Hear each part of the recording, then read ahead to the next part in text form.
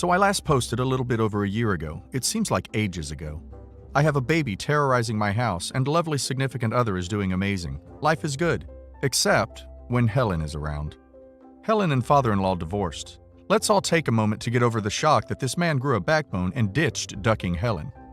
It's not finalized, but she's moved on, somewhat. This happened shortly after the birth of baby. Yay for significant other and his brothers, who have both opted to live with father-in-law, as Helen has decided she wants to explore the world. And where might this world be, you may be pondering to yourself? Chicago. She moved to Chicago, specifically a suburb that is 35 minutes door to door from us. This isn't even the worst bit.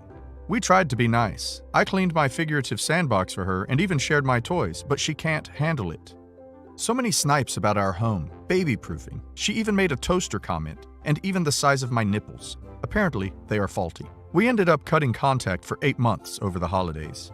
Praise baby Jesus for certain, as baby's first holiday season was joyous and we were all free to toast bread as much as we pleased. 2 months ago, we must have suffered severe head trauma and allowed her back into our lives on a very, emphasis on the very, limited and trial basis. This weekend was the true test, and boy did she fail. See, Helen was going to therapy, she did yoga, she meditated, she wore mismatched sweater sets, and she was, best of all, medicated. We had hope. She may not be the gammy, our compromise from grandmommy, of all time, but maybe she could be there enough for the baby to not be traumatized over odd things. Nope. This weekend, we let Helen babysit baby and our nanny cam secured condo for 90 minutes. We were in the building next door at a housewarming party during the day, enjoying some cocktails and free food, pretending that every time I laughed my nipples didn't do their best interpretation of a sprinkler and that ducking Helen wasn't in my home. I did a decent job, until significant other wandered over. Hey, OP, I checked the cam and I can't find the baby or Helen anywhere. I had him call her immediately. She said that they were in our bedroom taking a nap. She wanted to bond with him in a big bed. I was rightfully a little skeeved out, but whatever. I'm being the bigger person here, so snuggle away, lady. But I couldn't shake the feeling. It's the one where you think maybe you left the toaster on, or you know a crazy mother-in-law is alone with your only son, and it just won't leave you. I insisted that significant other and I go home, immediately. I needed to pump as my nervousness turned me into a splash pad, and I needed to see my baby. We got home to a note. A note. Significant other and wife. Baby and I went out for a bit. He was feeling stuffy, and I felt it was best for us to get out. We have a car seat and will be back shortly. Hugs, Gammy. She took my baby. Gone. With what car seat? I don't know. Both ours were in our cars. We called her immediately and she did not answer, leaving frantic voicemail after voicemail. I sent her a text telling her I was about to call the police. She responded, "Do not overreact." Oh, duck you, Helen. I had significant other send the same. She then told us that they were at the hospital. After she bathed baby, she noticed a spot on him, Googled it, and the internet says it's skin cancer. She doesn't want him to get cancer because she's worried I would neglect to get it checked out, so she was doing so. I think I turned so red that a red crayon would have been like, "Damn, girl, slow it down." I went to the emergency room. They promptly gave me my baby back. They were flustered. She lied about who she was, said she was me, and that is why they started treating him. They didn't get further than a normal stats exam, but still, we were livid. This woman then had the gall to tell me that she's only acting out of love and concern, that I should be thanking her. We walked out of the hospital without another word. Significant other later emailed her that if she contacted us again, we would be calling the police to explore pressing charges. She said that she sees it's clear I still have my hooks in him. Yeah, Helen, I do, because I am his ducking wife and mother of his little baby, and you are a crazy lady who wants her life to be the Lifetime movie titled Grandma Becomes Mother. After the hospital incident, things settled down a lot. We dealt with the hospital. Everything was resolved. What happened with dear Helen? Well, friends, have a seat. We went to court and obtained an emergency order of protection against her the next day. She was served a few days later. We ended up having to go to hearing over it. She wanted grandparents' rights, but our wonderful attorney squashed that. Unfortunately, the hospital incident apparently was not enough for the judge to grant the extended order. The judge stated that she clearly believed this was a mistake on the grandmother's part, that she was giving her a chance to right her wrong. How? And that this was her opportunity to show it was just a mistake. She had just gone through a divorce. Her ex-husband turned their boys against her. He has a new girlfriend who is 20 years younger. Her daughter is having a baby and moved out of state. She just wanted to help and went overboard. I swear, it was like a string concert in there with all the violins playing just for her. I even wanted to give her some cheese to go with all her wine. The judge bought it all. Ducking Helen. We met with her very briefly after court with both our attorneys present. We let her know that we were going to no contact permanently. This means no emails, calls, cards, flying monkeys, nothing, zero contact, none. She tried to argue, but her attorney reminded her what just happened in court and that she needs to respect us. She cried, fake alligator tears, because as Satan's spawn, ducking Helen is unable to form real tears. Just a theory, no scientific evidence as of now. Anyway, fast forward to the holidays. Nothing from Helen. Pure bliss. Dear husband and I continued to make toast in peace and found that dear son is fond of toast as well. We also find out my paranoia is baby-induced and we are expecting a dear daughter in March. It's been wonderful, honestly. So here is the drama. We have rebuilt our relationship with sister-in-law. She's still pretty narcy but is actively trying to be a better person since she found out she is going to be a mama too. She continues to have daily contact with Helen, but with everything happening with us, is starting to realize that we are not the problem. No shit, Sherlock. She lives in the next state over, so she has some physical distance to at least work on her independence. Okay, sorry, ADHD kicking in. Back on track. We told sister-in-law about new dear daughter. She's having a boy, so this will be the first grandchild that is born a girl. Father-in-law is elated. Brother-in-law 1 and brother-in-law 2 are as pumped as teenagers can be for a little baby. Even sister-in-law is pumped. We asked her many times, as she is really the only one in regular contact with Helen, to please not say a word about this. Things are quiet. She is respecting the no contact request from us. Her Facebook, we have a spy page, has not mentioned one thing about us or dear son. It finally feels like we are clearing a finish line or some crap. She swears not to, swears, repeatedly. Guys, I'm a damn fool. I believed her. Apparently, sister-in-law is jealous that we are having a girl, so she apparently thought, hey, I'm gonna duck some crap up for my fam. She called Helen, told Helen, but Helen never called. She didn't send a letter, and she didn't send an owl a la Harry Potter. Nothing. Honestly, we were none the wiser that she knew until the day of the Facebook post and the next few days that followed. My dear friend called me on a cold Monday afternoon in Chicago. Hey, OP, so I know you're preggers and junk, but did you tell your mother-in-law? You mean my insane, no-boundary mother-in-law? No, dear friend, I have not. Why do you ask? Because you should check your phone for her latest post. The post said, this is verbatim with names altered, obviously.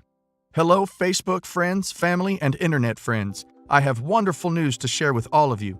I recently seen that dear son and OP are having a little girl. My first granddaughter. I am so blessed.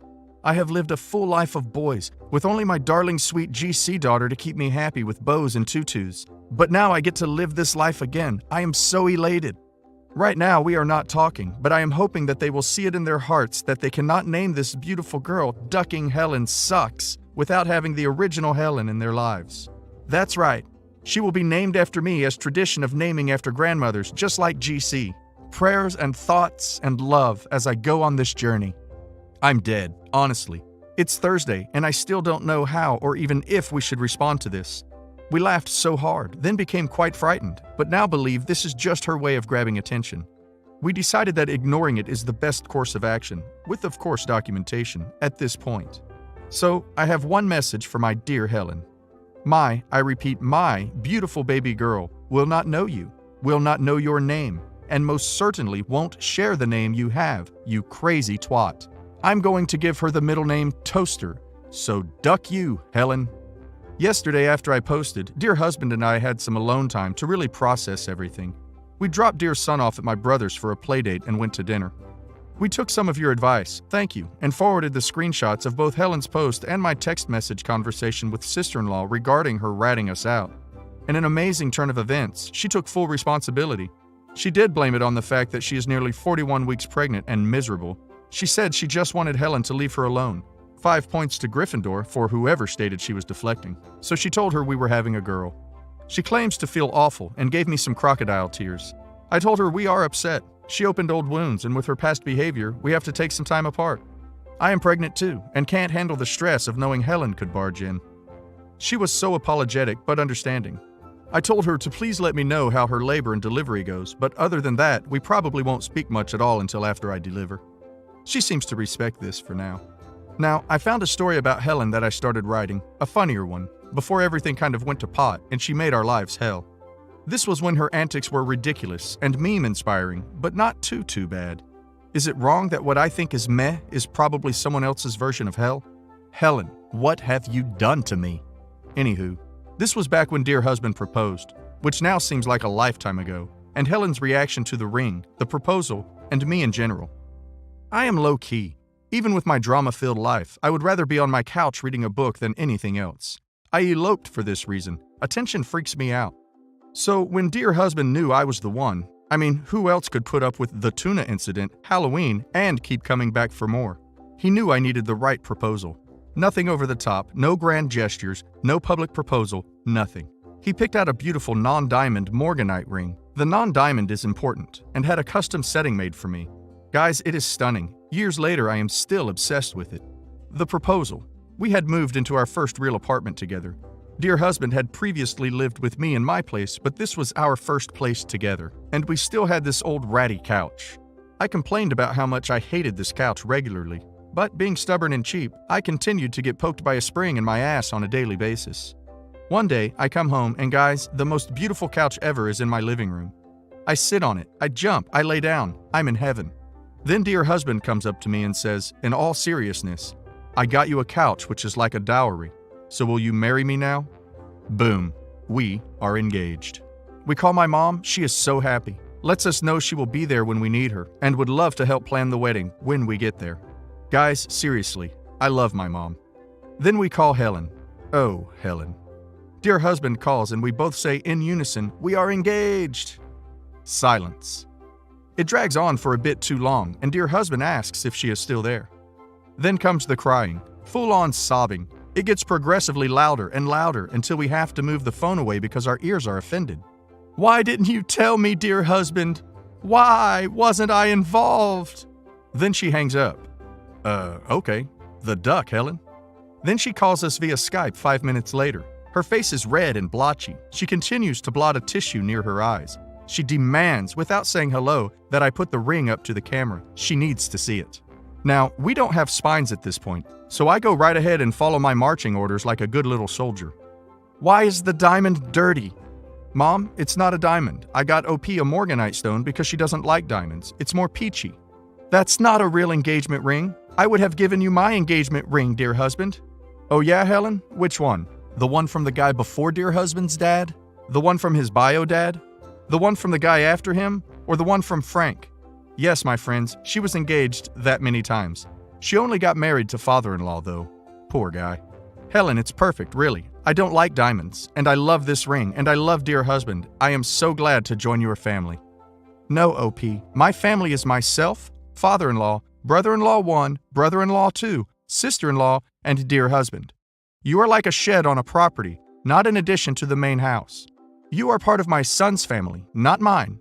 And my diamonds are unique and expensive. Well, I have to go. Love you, dear husband. Talk to you soon. And then she was gone, just like that. She compared me to a shed.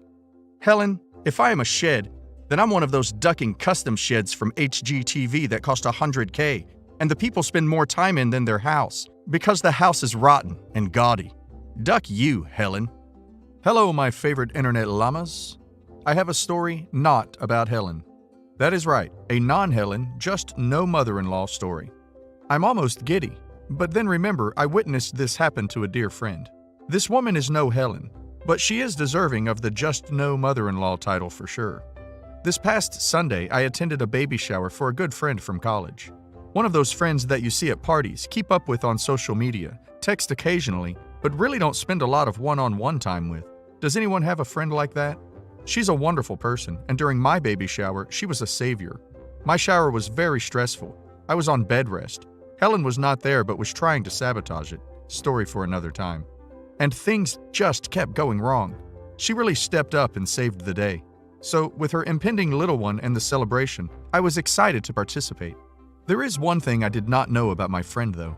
I did not know that she has a just no mother-in-law. This was my first real just no mother-in-law adventure, and whoo, boy was it a doozy. Real quick, my friend does not know what she is having. They want it to be a surprise, because it's their kid, and they can do whatever the duck they want. Her mother-in-law apparently was not feeling it.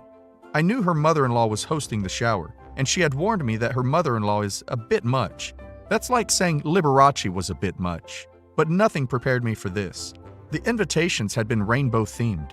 The shower was decorated in entirely pink things. It was all lace, hearts, pink, purple, bows, ribbons, tutus, all of it. No rainbow in sight. Everything that is pink was there, everywhere. I was so confused, and clearly so was my friend. Nobody knew what they were having. Why was everything girly? Turns out that the mother-in-law had cracked the envelope. They had gotten a reveal envelope but decided against opening it and decided to surprise everyone with the gender, including the daughter-in-law and dear son. What? Just what? It is very clear that this was not her trying to be sweet. When she was confronted, she said, "I hate gender-neutral clothing. It's either a boyish little man or a little princess. I had to know. I just love my baby boy and his baby girl so much." She even started crying at some point when her dear son was explaining to her how this was not okay. She played the victim. She was trying to be nice and sweet to her daughter-in-law, trying to surprise her and give her a special gift. The last Just No jab I saw that she got was in the present. She had a giant custom pink embroidered bear made with the name that she thought little one should have. That's right, she assumed that they would name the little one a family name and just had that made. The audacity. Helen is, well, Helen, but I don't even think she is that deluded and ballsy. A few friends and I were able to keep them apart for the most part, and mostly salvage the hijacked baby shower. Hats off to you, mother-in-law. You out-Helened Helen on a Sunday. Slow clap for you. Helen has been arrested. Helen is not in jail. She was released on a recognizance bond, but she has several charges pending. What happened? Oh, well, my dear llamas, you aren't ready for this. As you know, dear husband and I are expecting a little dear daughter in the next few weeks. It is very exciting, and we are very excited. Unfortunately, we need to move and found out only a few days ago after my last post. Dear husband received a massive promotion, massive, and will essentially oversee a lot of people and things, and it is so very exciting, so proud of the dear husband. But this means we are moving to a giant state in the South by March 12th. We found this out 2 days after the shower I last posted about. This is 2 weeks before my due date. I am still on bed rest. To say this is stressful would be the biggest understatement of my life. But we are making do. I am driving down to state tomorrow with my mom, dear husband, dear son, and best friend. We have already found a new doctor down there, and we will be delivering down there. I couldn't imagine giving birth without dear husband, so this works out. Pray I don't pop a nugget out somewhere in Kansas, though. Anyway, this obviously happened fast, but sometimes that's life, right? We told all who is necessary. Brother-in-laws, father-in-law, my family, etc. We left sister-in-law out because she is in timeout, but told dear husband's aunt, who can absolutely be trusted. And we started planning, hiring movers, packing what we can, and listing so much stuff on Craigslist and Facebook Marketplace. Do I really need this bowl that has sat on this shelf without being used for 2 years? No, OP, you do not. $10 on Facebook. Things went fast. We sold most of the stuff at the precinct down the street, and the others were exchanged at dear husband's work lobby. Then one day, my Facebook Messenger dings with an odd request. Do you have any clothes, purses, watches, jewelry with sentimental value that you are getting rid of? That is oddly specific, but I figured this guy was weird and had odd fetishes, etc. So I went through some things. We went back and forth. He ended up agreeing to buy a watch that I had gotten for college graduation from dear husband. It's not my style. Several bags, a winter coat, yay, South, and some shirts. He said these were all for his daughter, who was fleeing an abusive relationship. I offered to throw extra things in. My very pregnant heart was sad for this girl. He asked why I was selling all of this. I said that I was moving very quickly and very far away. I couldn't take everything. He was very nice, and he offered to PayPal me the money. Said he works opposite schedules, so he couldn't pick it up. We arranged with dear husband's work front desk to hold the box, and the buyer picked it up as soon as the building opened. We thought nothing further of it. Then the letter came. This is word for word. Open and close parenthesis, emphasis is mine. Dear husband, this is Mom. Duh. I was recently at a consignment shop and noticed many things that I think are OPs being sold here. Is this bag hers? It's an ugly purse he bought me for Christmas several years ago. This? This? This? They are all mine. I believe these are all OP's belongings. Why is she selling things? I heard that she is moving very quickly to a state far away.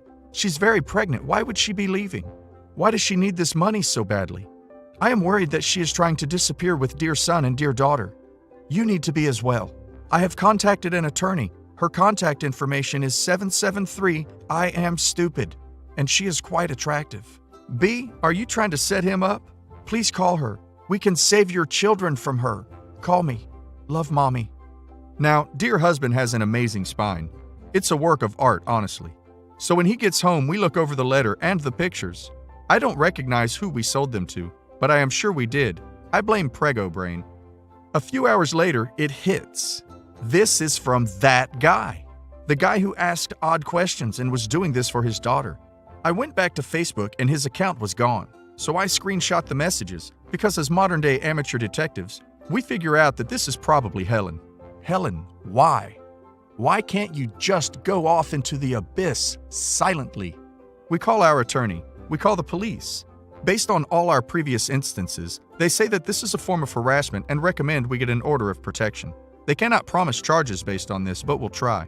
We do the next day. They take all the information, pictures, letter, and Facebook messages. Our lawyer contacted Helen's attorney. This woman had no idea how deep she was in this.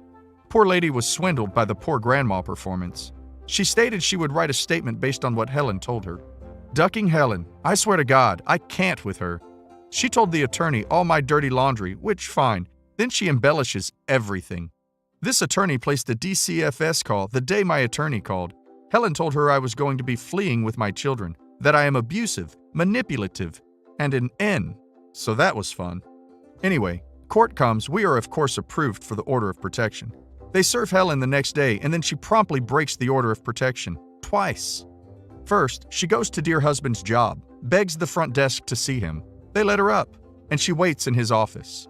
She just cried and cried, telling him how I destroyed her family and her life. Can't he see that? He tells her no and asks her to leave. She refuses. He calls security. She starts wailing, sobbing, thrashing on the floor, screaming, "But I'm your family! I'm your mommy!" before security escorts her and threatens to have the police called. Dear husband failed to inform them about said OP yet. She gathers herself and leaves. Then she shows up at our condo but can't get in. It's locked and everyone knows about her. We had previously posted a quick story and picture. So she found my car and proceeded to use all the makeup in her bag of horrors to write how much of a gold-digging W that I am on my poor little Subaru. How I am dead to her, ducking finally, and how she will get dear husband back. Ew, gross. We call the police on both incidents, and Helen is arrested for violation of the order of protection. They are just misdemeanors, but still, small ducking victories win wars. The judge laid down the law to her. Our victim's advocate shared it and made it very clear she will spend time in jail if this behavior escalates anywhere. We have learned that she checked herself into the hospital for ideations since the court date, but from talking to father-in-law, appears this is just a frenzied attempt for attention and sympathy. She told him that these are the only people that understand her and she has made some friends there. She is thinking of moving to Florida. She heard that that is a great place for older people to live in, and it is warm. Father-in-law told her good luck, but to never call him again. She told him she doesn't need him, she has her children. Whatever, Helen. Helen is on her own.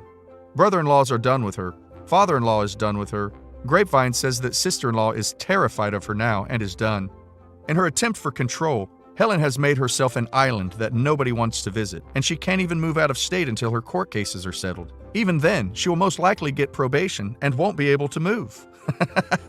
Enjoy your cold, lonely winters, Helen. The only thing colder is your heart.